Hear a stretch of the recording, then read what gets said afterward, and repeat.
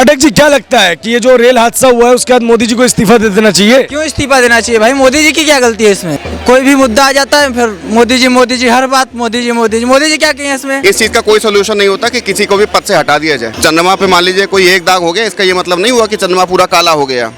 उसकी लाइट हम लोग तक आती है। मान लीजिए कोई दुर्घटना के बाद कोई दौरा करने अगर जा रहा है, एज ए रिस्पॉन्सिबल पर्सन जा रहा है कोई, मैं मोदी समर्थक नहीं हूँ, लेकिन एज ए प्रधानमंत्री किसी के ऊपर इस प्रकार का आरोप नहीं किसी के ऊपर भी लगाना चाहिए। इस्तीफा देने से हुआ, कोई और आएगा पर वो मेंटेनेंस तो सही होगा नहीं ना, वो सही होना ज़रूरी है। ना कि कोई सरकार चले या ना चले उससे कोई मतलब नहीं रहता। एक्सीडेंट तो आगे भी होंगे अगर मेंटेनेंस सही नहीं हुआ रेलवेज का। आज अश्विनी वैष्णव जी के ऊपर आप आरोप लगा रहे हैं। आप ये देखिए कि एक सेंट्रल मिनिस्टर रेल के डब्बे के नीचे से कर रहा है, तो कोई छोटी चीज़ नहीं है। दूसरी बात, अगर फोटो खिंचाने वाली बात है तो भैया राहुल गांधी जी भी तो ट्रक ड्राइवरों के साथ जाकर के फोटो खिंचा रहे हैं। तो पहले के ज़माने गए जब क्या उनसे फोटो खिंच जाती थी और हेलीकॉप्टर में घूम लिया जाता था। अच्छी बात है, कोई भी है जाकर के घटना का निरीक्षण कर रहे हैं, बहुत अच्छी चीज़ है। लगातार विपक्षी मांग कर रहा है कि रेल मंत्री और प्रधानमंत्री दोनों को इस्तीफा दे देना चाहिए। मैं इस वक्त यहाँ मौजूद हूँ, इन लोगों से बात करूंगा। क्या नाम हुआ भाई साहब आपका? कृष्णा पाठक। पाठक जी, क्या लगता है कि ये जो रेल हादसा हुआ है उसके बाद मोदी जी को इस्तीफा दे देना चाहिए? क्यों इस्तीफा देना चाहिए भाई? मोदी जी की क्या गलती है इसमें? बोल रहे सारी गलती मोदी जी की है, ट्रेन को आधुनिकीकरण किया ही नहीं। विपक्ष तो ऐसे ही बोलती रहती, विपक्ष हमला करती रहती है हमेशा।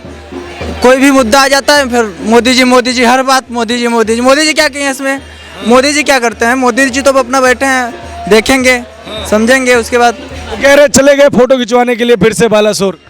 मोदी जी से सब डरते हैं ना, इसलिए तो बोलेंगे ही ऐसे ही मोदी जी। क्या लगता है भाई साहब, मोदी जी को इस्तीफा देना चाहिए?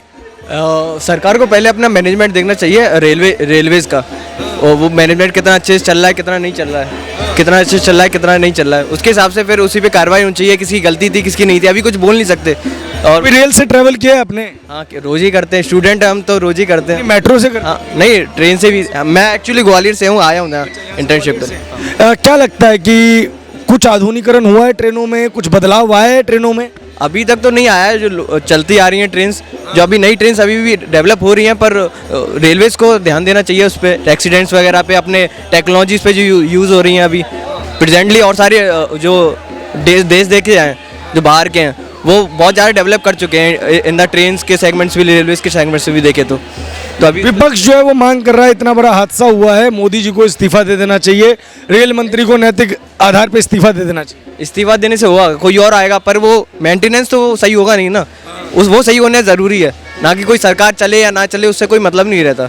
एक्सीडेंट तो आगे भी होंगे अगर मेंटेनेंस सही नहीं हुआ रेलवेज का, वो होना सबसे ज़्यादा ज़रूरी है।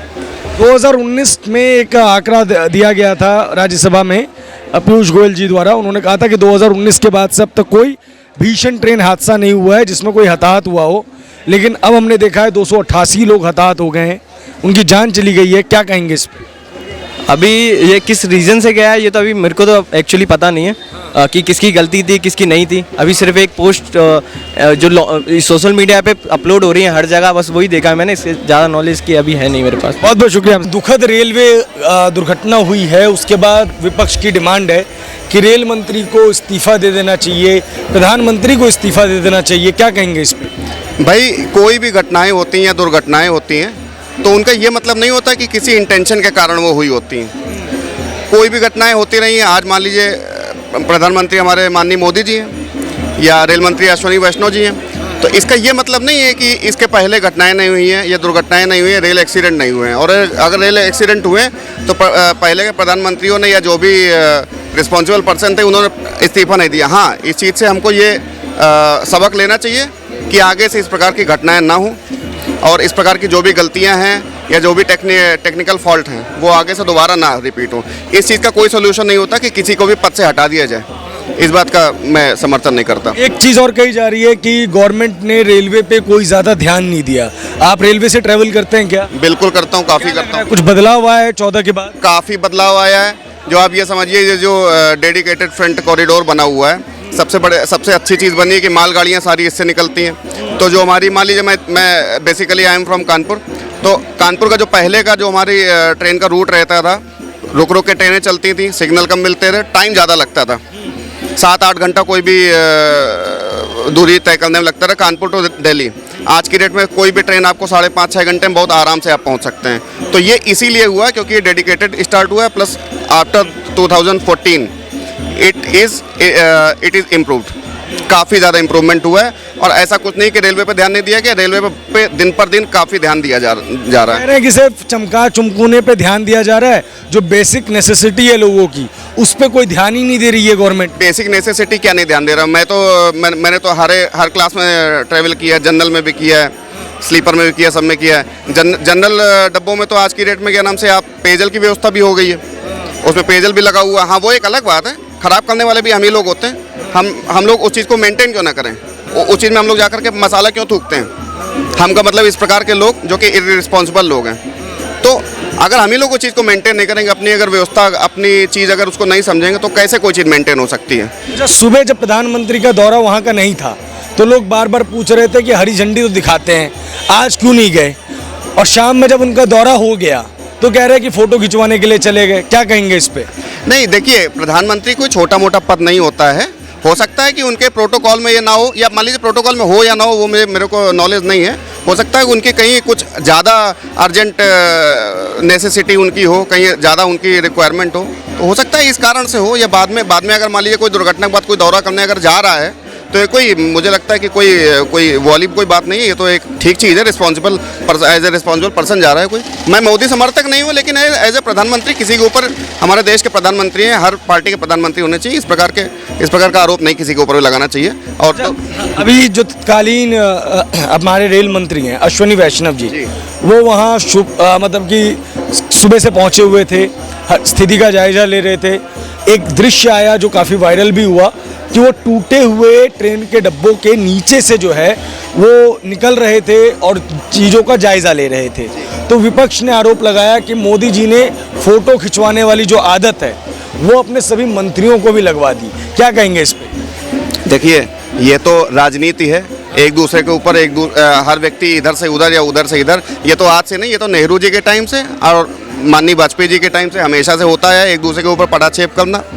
आज अश्विनी वैष्णव जी के ऊपर आप आरोप लगा रहे हैं। आप ये देखिए कि एक सेंट्रल मिनिस्टर रेल के डब्बे के नीचे से कर रहा है, तो कोई छोटी चीज़ नहीं है। दूसरी बात, अगर फ़ोटो खिंचाने वाली बात है, तो भैया राहुल गांधी जी भी तो ट्रक ड्राइवरों के साथ जाकर के फ़ोटो खिंचा रहे हैं। अगर किसी को इस प्रकार की बात लगती है कि किसी के मर्म को समझना है, दुख को समझना है, तो आप भी फ़ोटो मत खिंचवाइए। और अगर फ़ोटो कोई खिंचा रहा है तो दूसरे पर ये तो फ़ोटो कोई खिंचा थोड़ी ना रहा है भाई। आप कोई एक मिनिस्टर कोई जा रहा है, उसके साथ ऑटोमेटिकली मीडिया तो जाएगा भाई। ये तो ऑब्वियस बात है। इसका तो ये तो बेकार बेबुनियाद सवाल है। मैं तो एक समय होता था जब बाढ़ का जो निरीक्षण किया जाता था वो हवाई यात्राओं से किया जाता था, उसकी तस्वीरें आती थी। अब अगर मंत्री खुद मौकाए जो जगह है जहाँ पे दुर्घटना हुई है वहाँ पे पहुँचा है, तो इससे क्या संदेश जाता है लोगों के बीच? भाई, इससे आप सीधे ये समझ सकते हैं कि तब की सिचुएशन अलग थी। आपकी सिचुएशन, आज की सिचुएशन अलग है। ज़मीनी स्तर पर जिसको भी ऊपर उठना है या जिसको भी आप अपनी राजनीति में अपना कैरियर ठीक रखना है, आज जनता बहुत ज़्यादा अवेयर हो गई है। ज़मीनी स्तर पर काम करना पड़ेगा, कोई हो, चाहे प्रधानमंत्री हो, रक्षा मंत्री हो, किसी भी प्रकार का कोई भी स्तर का व्यक्ति हो, उसको ज़मीनी स्तर पर काम करना पड़ेगा। तो पहले के ज़माने गए जब क्या नाम से फ़ोटो खिंच जाती थी और हेलीकॉप्टर में घूम लिया जाता था। अब कोई भी है। और हाँ, ये अच्छी बात है कि ये एनडीए गवर्नमेंट, बीजेपी गवर्नमेंट में ये इस प्रकार की चीज़ हो रही है। हमारे प्रधानमंत्री जी काफ़ी जो है लीडरशिप वाले व्यक्ति हैं, तो बाकी लोगों को भी उन्होंने टाइट कर रखा है। अच्छी बात है, कोई भी है जाकर के घटना का निरीक्षण कर रहे हैं, बहुत अच्छी चीज़ है। एक अंतिम सवाल का जवाब और दे दीजिए मुझे। ये कहा जा रहा है कि सरकार की गलती है या नहीं है, ये जांच कमेटी में सारी बातें बाहर निकलेंगी, लेकिन आप जैसे लोग जो यहाँ पे अपनी बात रख रहे हैं उनको भी टारगेट किया जा रहा है। कहा जा रहा है कि 2 रुपये का आईटी सेल कुछ दिनों में एक्टिव हो जाएगा और ये सारा आरोप किसी और के मत्थे मर देगा। आईटी सेल हर पार्टी का है। आईटी सेल कांग्रेस का भी है, आईटी सेल समाजवादी पार्टी का भी है, या आईटी सेल कम्युनिस्ट पार्टी का भी है। लाल सलाम वालों के भी आईटी सेल होते हैं। भैया, जिसका काम है उसका दिखेगा, सीधी सी बात है। और बाकी भाई, अगर किसी को आईटी सेल वाली की बात है तो भाई मैं तो एक रैंडम व्यक्ति था, मैं तो यहाँ सीपी घूमने आया था।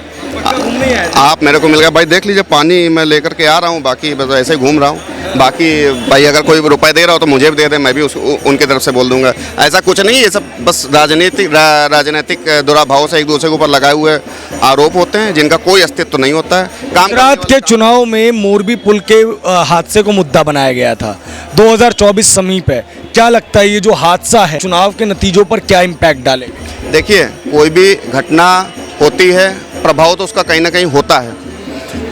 प्रभाव उसका उस गलती को या कुछ घटना को सीख करके आगे बढ़ें या अपनी गलती स्वीकार करें, ये तो एक अच्छी लीडरशिप का शो करता है। कोई भी व्यक्ति अगर इस प्रकार की अपनी गलती को स्वीकार करता है, मान लीजिए किसी से भी गलती हुई, हाँ उस चीज़ को आगे हम दोहराएं ना, ये हम लोग को ध्यान रखना चाहिए। बाकी चुनाव वाला विषय है तो जनता सिर्फ एक घटना को नहीं देखती, जनता पूरे कार्यकाल को देखती है, कहीं का भी हो, राज्य स्तरीय हो या निकाय स्तरीय हो या राष्ट्र लोकसभा के स्तर का हो। जनता पूरा ओवरऑल देखेगी। एक घटना हो जाने के कारण चंद्रमा पे मान लीजिए कोई एक दाग हो गया, इसका ये मतलब नहीं हुआ कि चंद्रमा पूरा काला हो गया।